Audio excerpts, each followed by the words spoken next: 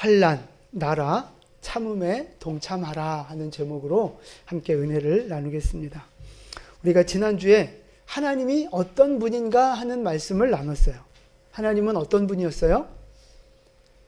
알파와 오메가 되시는 분, 처음과 끝이 되시는 분. 무슨 뜻이라 그랬어요? 그 말이 모든 역사의 주인, 모든 역사를 통치하시는 분, 전능하신 하나님이라는 말씀을 드렸어요. 그럼 이게 왜 중요하냐? 지금 도미티아누스 황제에게 핍박을 당하고 박해와 모진 고문을 당하고 있는 그 성도들에게 이 역사의 주인이 하나님이라는 사실은 그들에게 위로가 되고 소망이 되고 고난을 견뎌낼 수 있는 힘이 된다는 말씀을 드렸어요.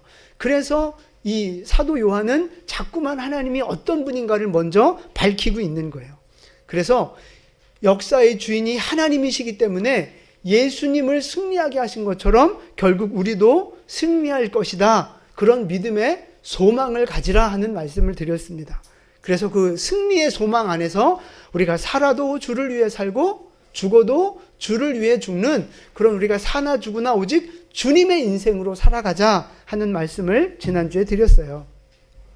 여러분 한 주간도 주님의 영광을 위해 사신 줄로 믿습니다. 네, 아멘. 자, 이제 그리고 나서 이제 9절부터 말씀이 또 새롭게 시작이 되는데 오늘 말씀을 보면 요한이 이제 자기가 어떤 사람인가를 설명하고 있어요. 자기가 이 예수님의 계시를 받는 자기가 어떤 사람인가를 설명하는데 우리 9절 말씀을 같이 봉독하겠습니다. 9절입니다. 나 요한은 너희 형제요 예수의 환난과 나라와 참음에 동참하는 자라. 하나님의 말씀과 예수를 증언하였으므로 말미암아 아멘. 그러니까 이제 반모 섬에 유배되어져서 힘든 시간을 보내는 중에 이제 오늘 요한계시록을 계시를 받은 거예요. 자, 오늘 요 9절 말씀을 중심으로 말씀을 볼 건데요.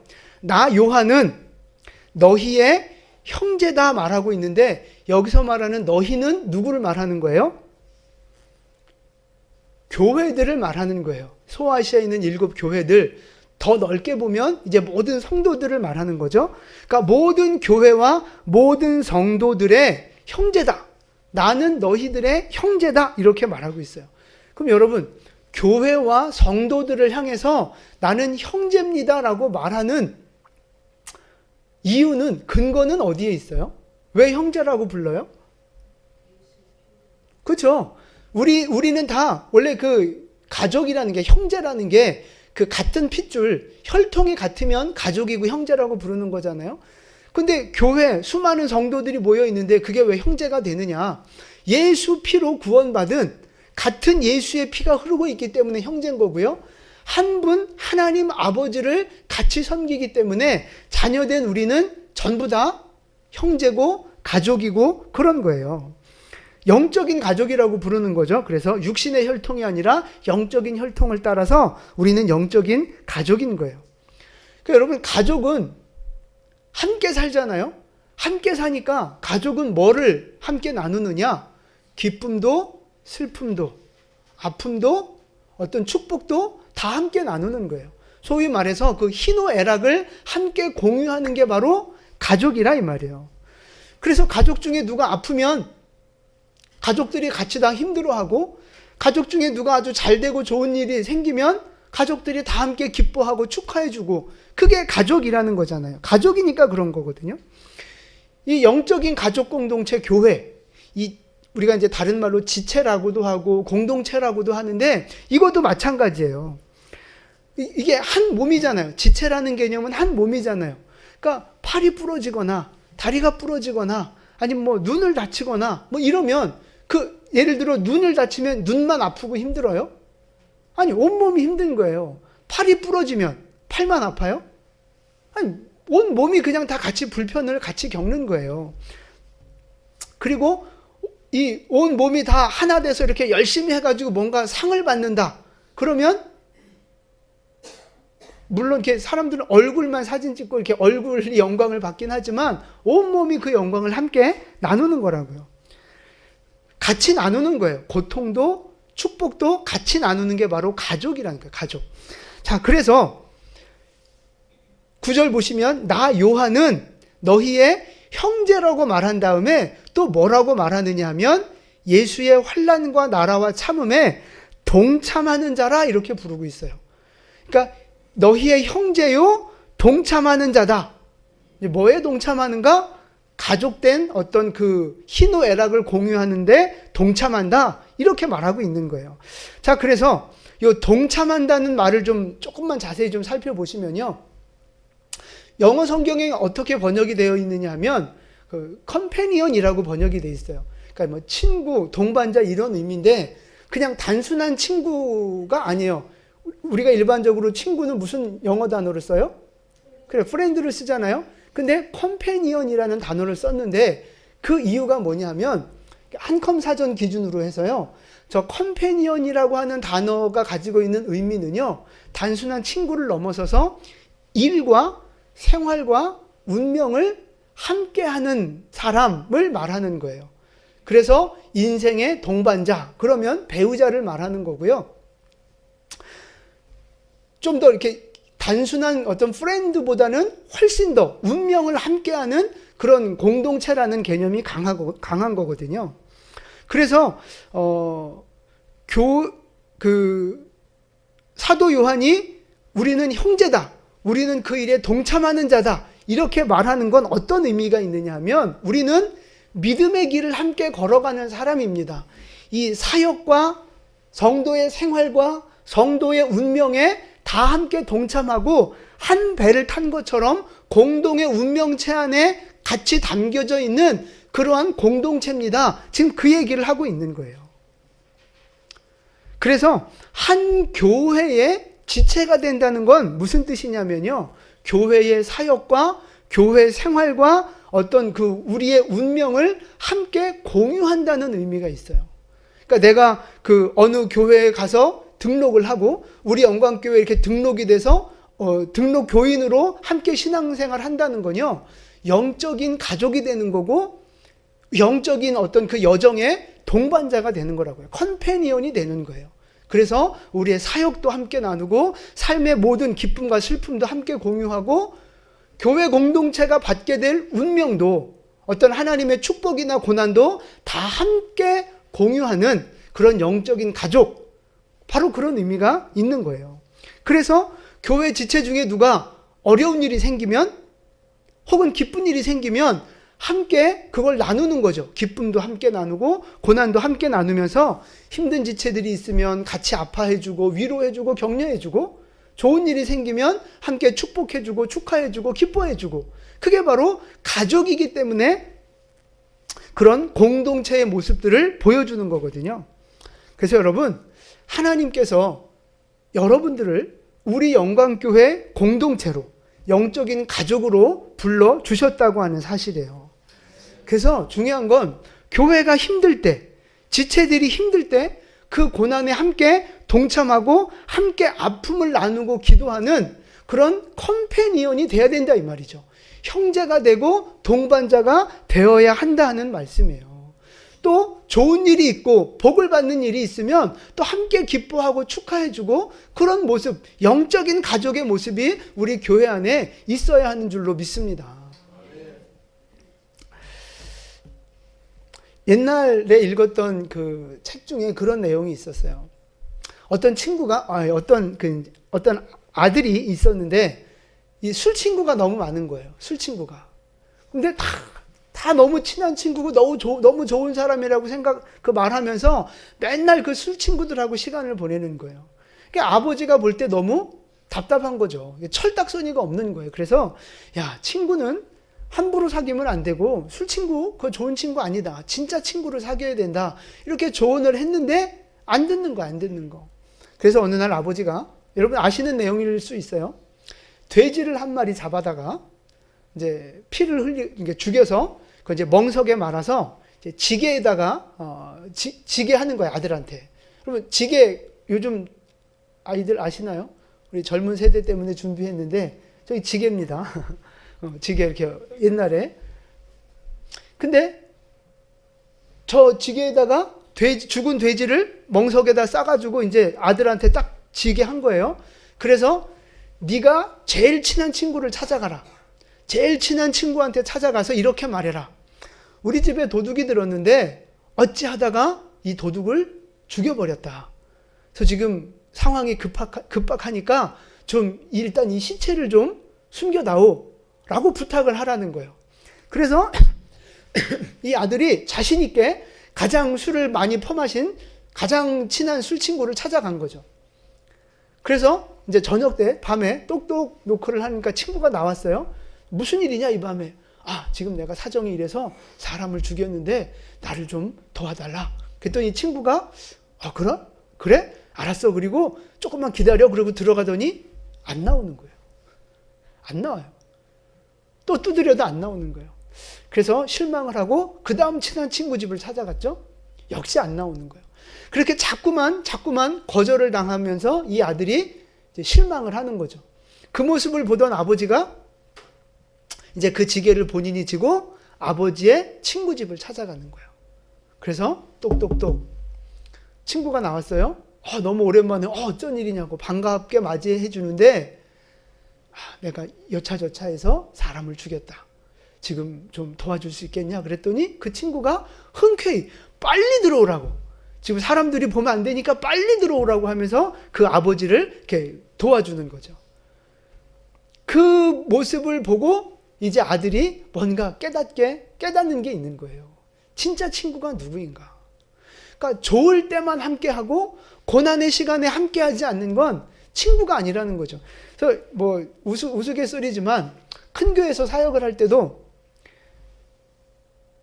뭔가 이렇게 힘든 일을 해야 될 때가 있어요. 그 막 힘든 일을 할 때는 보면 사람이 없어. 왜 이렇게? 그 많던 사람 다 어디 갔어? 사람이 없어요. 근데 일이 다 끝나고 이제 밥 먹는 시간 되잖아요. 그럼 어디서 그 많은 사람들이 오는지 몰라. 일할 때는 사람이 없는데 먹을 때는 사람이 많아지는 거죠. 하여튼 그러면서 이제 그 우스갯소리로 이제 그런 얘기들을 참 많이 했던 기억이 나는데, 여러분, 힘들 때, 어려울 때, 고난이 있을 때 함께하는 사람이 그게 진짜 친구인 거죠. 영적인 가족 공동체도 마찬가지예요. 고난이 있고 어려움이 있을 때 그때 더 기도해주고 더 헌신해주고 더 섬겨주는 그런 모습들이 있어야 그게 진짜 가족이고 그게 진짜 친구고 그게 진짜 공동체라는 말씀입니다.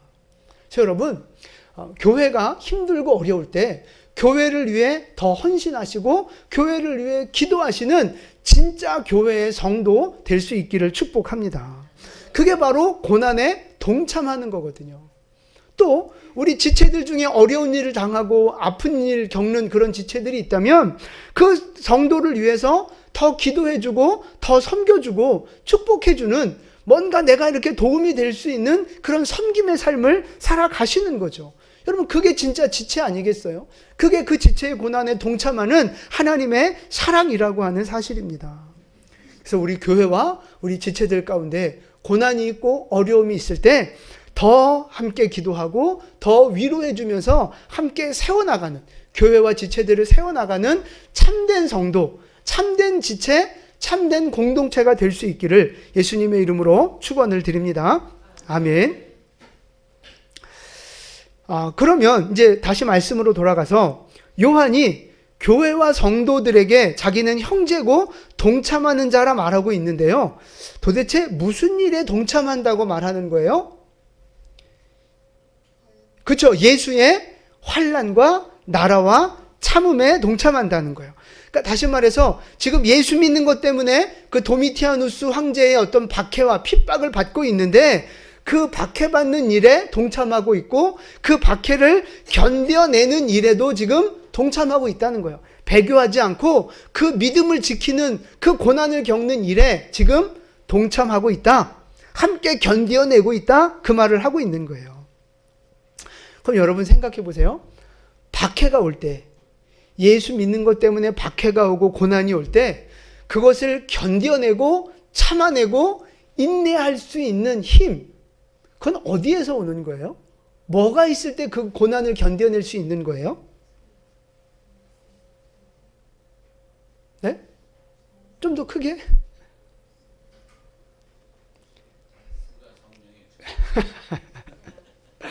여러분 말씀하신 거 다 맞아요. 다 정답이에요. 근데 조금 더 간략하게 요약을 하자면 오직 예수만이 진리고 예수만이 생명이다. 요 진리가 분명할 때 예수 믿는 박해를 견뎌낼 수 있는 힘이 생긴다 이 말이에요. 예수님이 우리의 생명의 주인이시고 예수님은 죽으셨지만 부활하신 것처럼 우리도 부활할 것이고 영원한 천국과 상급이 준비되어져 있다는, 예수 안에 우리의 영생이 준비되어져 있다고 하는 요 분명한 믿음이 있을 때 박해와 핍박을 견뎌낼 수 있는 힘이 생길 수 있다 하는 말씀입니다. 초대교회 성도들에게는요, 이게 분명했어요. 이 믿음이 오직 예수만이 생명이다. 예수만이 참 하나님이다. 예수 안에 영원한 생명이 있다는 것이, 그 믿음이 분명했다고요. 그래서 지난주에 말씀드린 것처럼 산채로 화형을 당하고 산채로 기름가마에 들어가고 산채로 사자밥이 되는 그런 상황 속에서도 예수 믿음을 붙들고 기꺼이 죽을 수 있었던 이유가 이 예수 생명에 대한 믿음이 너무나도 확실했기 때문이다라는 거예요. 오직 예수, 오직 영생, 예수 안에 그것이 있다는 믿음이 너무너무 확실했던 거죠. 그러니까 우리는 영적인 세계가 안 보이잖아요. 그러니까 그거를 자꾸 까먹고 느끼지 못한다고요. 그 대신 우리의 육신은 눈에 보이니까, 만져주고 보여지니까 육신적인 것에 너무 빠질 때가 많단 말이에요. 근데 이 초대교회 성도들은요, 눈에 보이지 않는 영적인 세계였지만 눈에 보이는 것처럼 분명하고 확실한 믿음이 있었다 이 말이에요. 그래서 그 모진 고난을 견뎌낼 수 있었다는 거거든요. 그럼 오늘 우리는요, 여러분에게는 이 분명한 믿음과 확신이 있느냐 하는 거예요. 예수만이 길이고 예수만이 진리고 예수만이 생명이다. 오직 예수만이 참 하나님이고 예수 안에 영원한 생명이 있다고 하는 이 분명한 믿음이 여러분에게 있느냐 하는 거예요. 예수를 믿으면 고난당하고 핍박당하고 죽을 수도 있지만 예수님의 부활하신 것처럼 나도 반드시 부활하고 영원한 천국에 들어간다고 하는 분명한 믿음 여러분에게 있습니까? 아멘 안 하신 분이 3분이 계세요. 여러분 정말 예수 생명, 예수만이 생명이고 예수만이 부활이고 예수 안엔 우리도 그렇게 승리할 수 있다고 하는 이 분명한 믿음 여러분에게 있기를 축복합니다. 그래서 예수 믿는 것 때문에 어떤 고난이 오고 핍박이 오고 박해가 와도 배교하지 마시고 양다리 걸치지 마시고 끝까지 이 믿음의 길에 승리하는 여러분 될 수 있기를 축복합니다. 정말 여러분 마지막 때가 되면 경제적으로, 환경적으로, 영적으로 영육 간의 박해 시대가 오고 기근과 고난의 시간들이 옵니다. 먹고 살기 힘들어지는 정말 고난의 시간들이 온단 말이에요. 그런데 그때 분명한 예수 생명, 이 믿음이 없으면 다 타협한다니까요. 먹고 살아가야 한다는 그 문제로 다 타협하게 돼 있어요.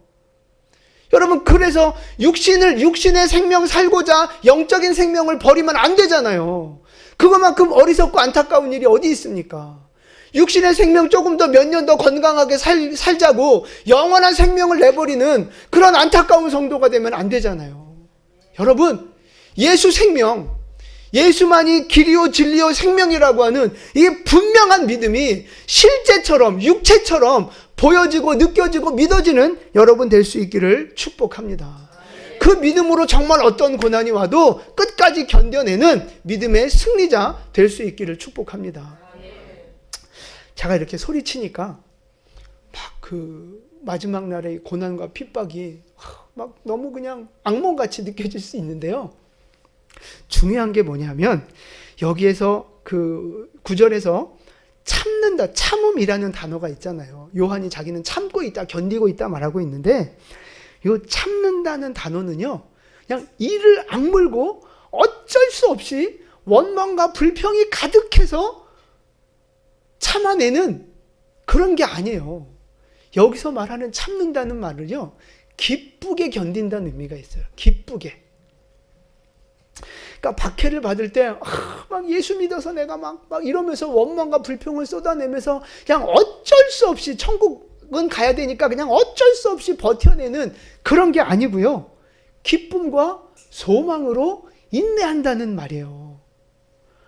그러니까 어떻게 그 고난이 있고 먹고 살기도 힘들고 육체적인 어떤 그 고문이 있는 상황에서 어떻게 기뻐하고 소망하면서 즐거워하면서 그걸 버텨낼 수 있어요?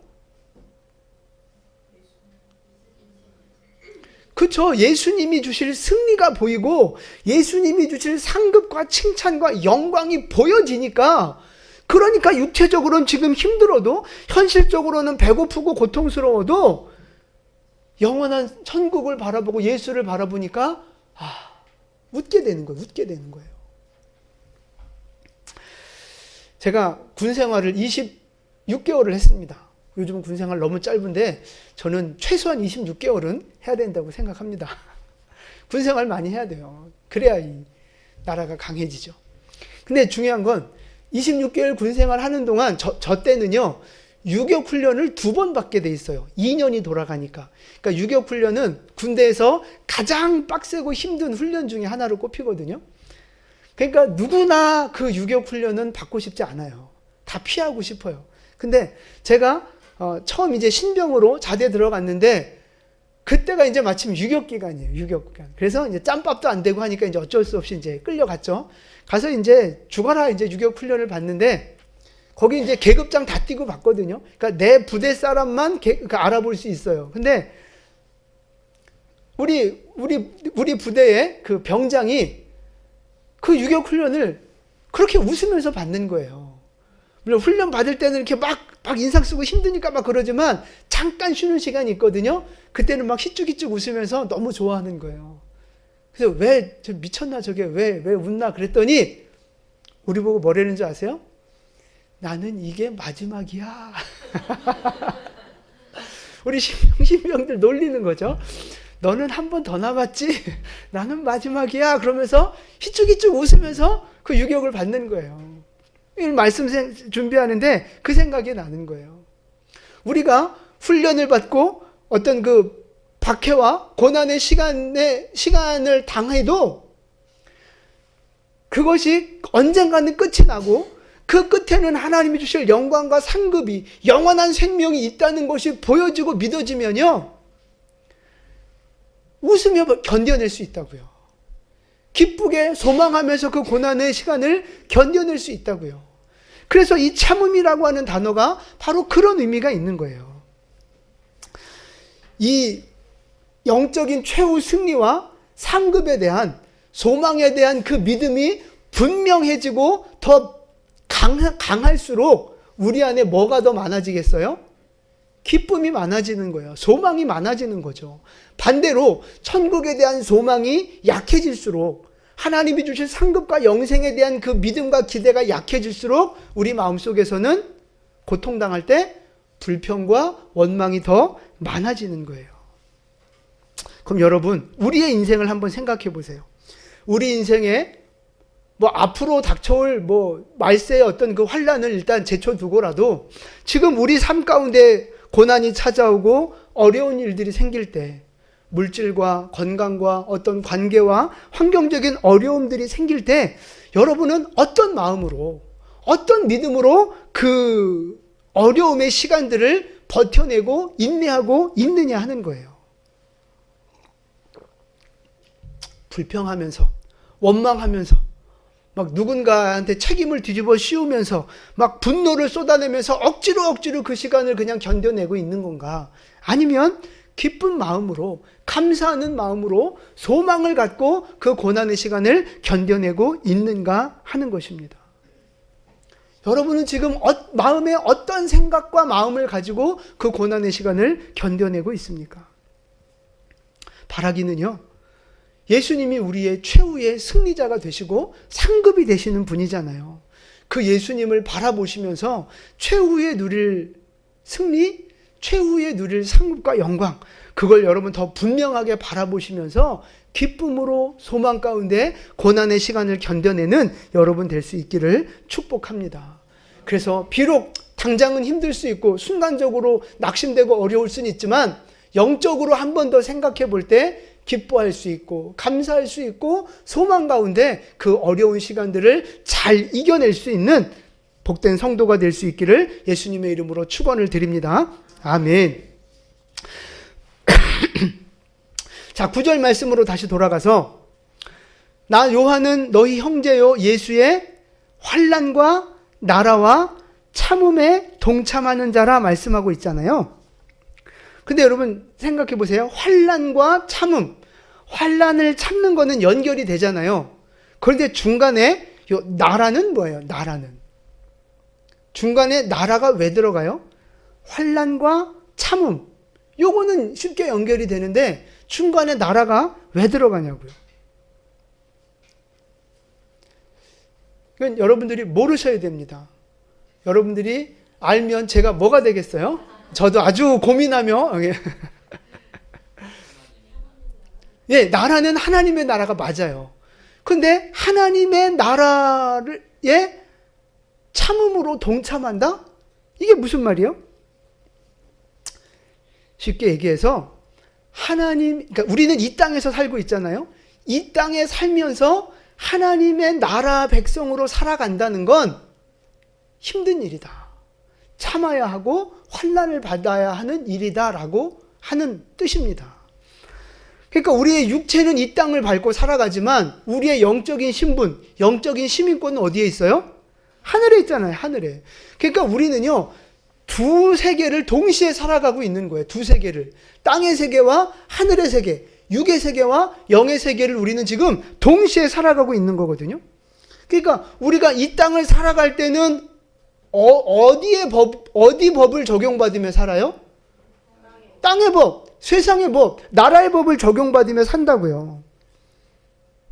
근데 실제 우리의 그 영혼은, 우리의 그 영적인 법은, 영적인 삶은 어디 법에 적용을 받으며 살아요? 하나님 나라의 법에 적용을 받으며 사는 거예요. 그러니까 우리가 육신적으로 도덕법을 지키고 어떤 교통법규를 지키고 세상의 법을 지키지만 한편으로는 그 세상의 법을 뛰어넘는 하나님 나라의 법을 지키며 살아가는 백성이라고 하는 거죠. 세상의 가치관이 아니라 천국의 가치관으로 세상의 법을 뛰어넘는 하나님의 말씀대로 하나님의 법대로 살아가는 사람들, 그게 바로 하나님 나라 백성들의 삶이라고 하는 거예요. 하나님 나라 백성들의 삶. 그러니까 이 두 세계를 우리가 동시에 살아가고 있는데요. 좋을 때는 좋아요. 좋을 때는 좋은데 문제는 세상의 법과 하나님의 법이 충돌할 때가 문제인 거예요. 충돌할 때가. 그러니까 이제 초대교회 예를 들어보면 그런 거잖아요. 황제를 신으로 섬기라는 법이 내려온 거예요. 황제를 신으로 섬기라는 법. 그 세상법이에요. 그 세상법을 지킬 수 있어요? 못 지키는 거예요, 성도들은. 그 당시에는 노예제도가 있었는데 그 노예를 짐승처럼 인간 이하로 취급하는 것이 그 당시의 법이었어요. 근데 성도들이 그 법을 지키며 살 수 있어요? 그 당시에는 남녀 차별이 극심했거든요. 그러니까 여자의 인권이라는 건 없었어요. 그런데 남녀를 같이 평등하게 존중하라는 것이 우리 기독교 윤리고 가치인데 그 당시에 그 세상법을 지킬 수 있냐고요? 안 되는 거예요. 그러니까 성도들은 그 당시에 기본적인 세상법은 지키지만 하나님의 법에 충돌되는 법은 지킬 수 없었던 거죠. 다른 법은 다 지킬 수 있는데 하나님의 말씀에 어긋나는 법은 지킬 수 없는 거예요. 그것 때문에 박해받고 조롱받고 죽어나간 거란 말이죠. 그게 바로 하나님의 나라를, 하나님 나라 백성으로 살아가는 성도의 모습인 거예요. 이 땅을 살아가는데 이 땅의 법으로만 살지 않고 하나님 나라의 법을 더 우선으로 여기며 살아가는 거죠. 그래서 세상으로부터 핍박을 받는 거라고요. 우리도 불과 얼마 전에 코로나19 때 나라에서 예배를 드리지 못하게 만들었잖아요. 아예 그 교회 문을 폐쇄시켜 버렸어요. 예배 드린 교회들은. 그리고 공무원들 중에 교회를 갔다 오고 예배를 드리고 온 공무원들은요, 징계를 주는 일들이 있었어요. 그 뉴스에 한번 크게 난 적이 있어요. 나라가 이 자유민주주의 이 나라 안에서 종교를 박해하고 예배를 못 드리게 하는 일들이 있었단 말이에요. 이 충돌한 거죠. 하나님 나라 법과 세상의 법이 충돌한 거예요. 코로나라고 하는 전염병 앞에서, 국가의 법이라는 권력 앞에서 교회들이 문을 닫고 스스로 예배를 폐하고 그런 일들이 있었단 말이에요. 그 세상에 굴복한 거죠. 세상의 법에 굴복한 거죠. 감사하게도 우리 교회는 끝까지 예배를 쉬지 않았다는 것이 저는 개인적으로 감사하고 하나님 은혜라고 믿습니다. 저는요, 한국 교회와 세계 교회에 묻고 싶어요. 코로나 팬데믹과 같은 그런 전염병이 다시 온다면 어떻게 할 것인가? 예배를 폐하고 교회 모임을 폐할 것인가? 아니면 죽어도 예배를 드리다가 죽겠다고 하나님 앞에 하나님의 법을 끝까지 지키는 사람으로 살 것인가? 제가 이 말씀을 왜 드리느냐 하면요, 며칠 전에 충격적인 뉴스가 나왔습니다. 아시는 분 아시겠지만 중국에서 새로운 바이러스를 만들었어요. 변종 바이러스를 만들었는데, 그 코로나도 그 중국에서 만든 거잖아요. 새로운 바이러스를 만들었는데 문제는 그 바이러스의 치사율이 100%랍니다. 100%. 동물 쥐를 갖고 실험을 했는데 그 바이러스에 감염된 쥐들은 100%가 죽었다는 거예요. 그 이제 뉴스에 나왔는데 동영상으로 잠깐만 좀 같이 보도록 하겠습니다. 중국 연구진이 치사율 100%에 이르는 코로나 변이 바이러스를 만들어 쥐를 대상으로 실험까지 했다는 보도가 나왔습니다. 이 바이러스를 주입한 실험용 쥐들은 모두 죽었고 학계에서는 끔찍한 실험을 멈추라는 우려의 목소리가 이어지고 있습니다. 17일 미국 뉴욕포스트에 따르면 베이징 화학기술대학, 베이징 PLA 종합병원, 난징대 의대 등 현지 연구진은 2017년 천산갑에서 처음 발견된 코로나 바이러스를 변형한 GXP2V라는 바이러스를 제조했습니다. 연구진이 이 변이 바이러스를 사람과 유사한 유전적 특성을 가지도록 만든 실험용 쥐 4마리에게 감염시킨 결과 모두 8일 이내에 죽었습니다. 쥐들은 눈, 폐, 뼈, 뇌 등 기관이 감염됐고 빠르게 체중이 줄고 구부정한 자세를 보이며 극도로 느리게 움직이는 모습을 보인 걸로 나타났습니다. 특히 죽기 전날에는 눈이 완전히 하얗게 변하기도 했습니다. 이번 연구는 코로나 관련 바이러스에 감염된 쥐의 치사율이 100%를 보인 최초의 연구로 연구진은 이전에 보고된 다른 연구 결과를 훨씬 능가하는 것이라고 밝혔습니다. 다만 인간에게 어떤 영향을 미칠지에 대해서는 확인되지 않았습니다. 전문가들은 우려의 목소리를 냈습니다. 볼게요. 영국 유니버시티 칼리지 런던 유전학 연구소의 역학 전문가인 프랑스와 발루는 매우 중국 공산당이 저 바이러스를 왜 만들었겠어요? 하다며 뭐 또 퍼뜨리려고 만든 거 아니겠어요? 세계 제패의 어떤 그 야욕을 갖고 있는 중국이 저 바이러스를 그냥 착한 마음으로, 선한 마음으로 만들었겠어요? 위험하니까 그냥 폐기하자 하겠어요? 어떤 방법으로든지 다시 세상에 이 팬데믹의 공포를 가져올 수 있다. 뭐 저게 아니더라도 얼마든지 또 다른 전염병도 사실은 가능성이 얼마든지 있단 말이에요. 또 다른 팬데믹은 오게 돼 있어요. 여러분 중요한 건 그거예요. 우리가 이 코로나 시대에 치사율이 코로나는요, 여러분 그냥 독감 폐렴 수준이었거든요. 치사율이 1%밖에 안 됐어요. 그런데도 막 뻥튀기해서 공포감을 주고 그래서 막 이렇게 핍박을 했는데, 만약에 저 치사율 100%라고 하는 바이러스가 유행을 한다면 그때는 교회는 어떻게 해야 돼요? 여러분 어떻게 하시겠습니까? 그때도 교회 나와 예배 드리시겠어요?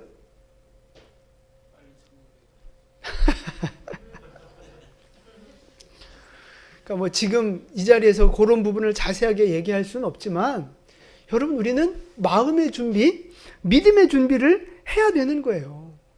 이 땅에서 몇 년 더 육신적으로 몇 년 더 살고자 하나님의 법을 폐하고 내 육신적인 삶을 더 몇 년 더 살자고 예배를 폐하고 하나님의 법과 반대되는 길을 걸어가겠느냐 하는 거예요.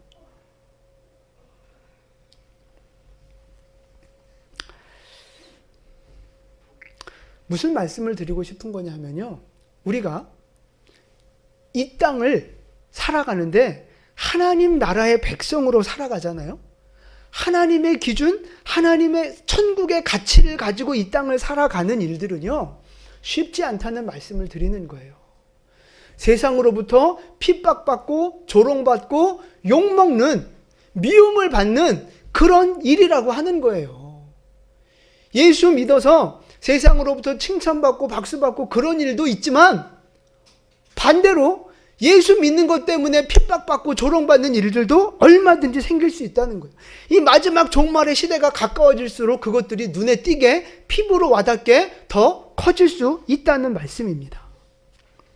그것이 성경이 일관적으로 우리에게 예언하고 있는 이 종말의 모습이에요. 그 일들은 지금 다가오고 있는데, 우리는 어떤 믿음을 준비하고 어떻게 살아야 하겠느냐 하는 거예요. 세상이 뭐라 말하고 세상이 어떤 법을 만든다 할지라도, 세상이 뭐라고 우리에게 요구한다 할지라도, 그 세상의 소리와 상관없이 우리는 하나님의 법대로 살아야 하고 하나님의 기준대로 살아야 하는 하나님 나라 백성인 줄 믿으시기를 바랍니다. 세상의 법과 가치관을 넘어서는 성경의 법, 사랑의 법, 천국의 법으로 우리는 이 땅을 살아가야 한다 이 말씀이에요. 그게 바로 하나님 나라를 살아가는 성도들의 모습이라고 하는 것입니다. 그래서 여러분, 중요한 건요, 앞으로 어떤 바이러스가 오고 어떤 고난이 오고 그게 중요한 게 아니에요. 중요한 건 어떤 고난이 오더라도 내가 흔들리지 않을 수 있는 믿음을 준비하는 게 중요하다고요.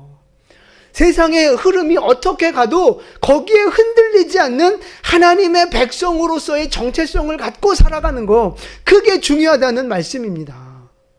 하나님 나라의 백성으로서 말씀에 순종하면서 하나님의 뜻에 순종하면서 살아가는 그 믿음이 우리에게 준비되어져야 하는 거예요. 세상의 흐름이 어떠하든지 상관없이 우리는 여전히 하나님의 말씀대로 하나님의 사랑을 보여주면서 섬기는 자로 살아가면서 세상을 섬기는 자가, 제사장의 역할을 감당하는 자가 되어야 하는 거죠. 또 한편으로 하나님 나라의 능력을 보여주는 교회가 되어야 되는 거예요. 하나님 나라의 능력을 보여주는 교회, 마귀의 일을 멸하고 귀신을 내쫓고 병을 고치는 하나님 나라의 능력을 보여줘야 한다는 사실입니다. 세상 사람들이 뭐라고 조롱하고 핍박해도 우리는 하나님 나라 백성답게 하나님의 말씀대로 살고 하나님의 뜻에 순종하는 거룩한 백성들, 승리하는 백성들 될 수 있기를 축복합니다. 그래서 오직 예수, 오직 복음, 오직 기도, 오직 말씀, 오직 순종, 오직 성령 충만. 여러분, 이게 우리 안에 충만하게 채워져서 앞으로 그 어떤 고난과 어려움이 닥쳐온다 할지라도 그 모든 어려움들을 다 이기고 끝까지 승리하는 성도들 될 수 있기를 예수님의 이름으로 축원을 드립니다. 아멘. 기도하겠습니다.